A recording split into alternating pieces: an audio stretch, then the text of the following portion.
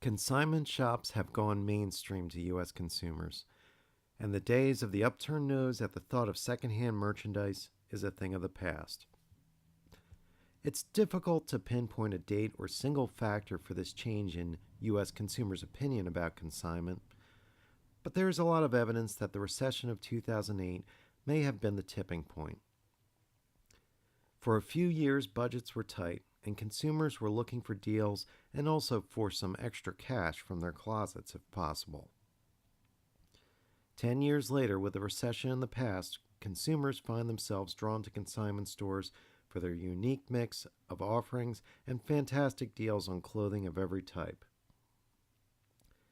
Consignment has been embraced by younger demographics for the environmentally friendly aspects of recycling clothing.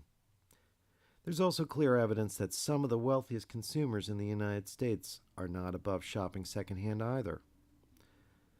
The clothing resale website ThredUp in 2017 released some quite startling stats on the average income level of their shoppers, with 21% reporting an annual income of $100,000 or greater, 36% $250,000 or greater, and 10% reporting $1 million or greater. Now that the stigma of buying secondhand merchandise has, for the most part, evaporated, the biggest problem consignment store owners face these days is sourcing merchandise. You have various options as a consignment store owner.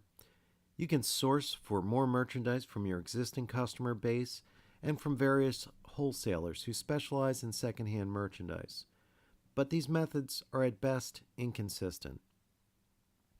Getting your goods from your existing customers is great, and you can be very selective about the merchandise you're taking in, but it costs you time and effort, and these results can often be mixed.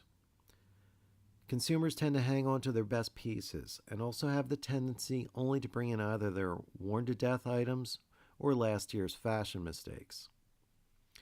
There's also the cost of buying these items outright to consider, and the agony of calculating commissions for consignment sales.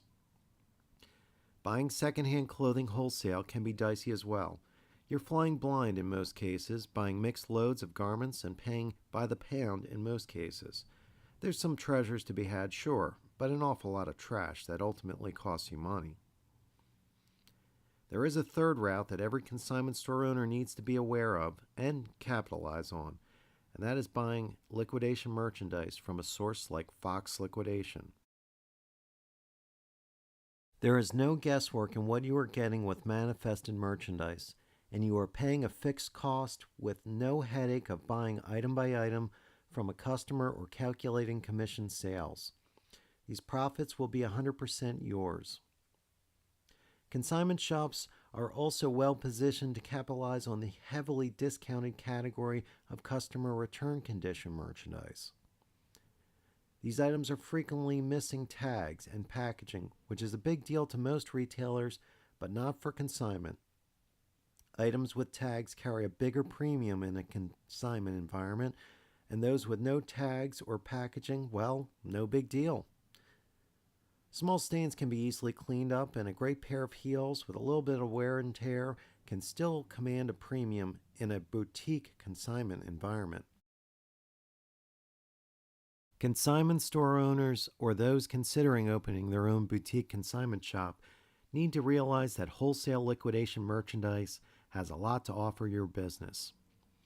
It can be used as a primary or secondary source of goods, and most important of all, it gives you the right mix of goods without the guesswork or the headache of sourcing one item at a time or buying blind. Thanks for watching, folks. Please feel free to contact us at support@Foxliquidation.com. Please be sure to add us to your contacts by phone at 1-888-808-4934 or via our live chat found on Foxliquidation.com.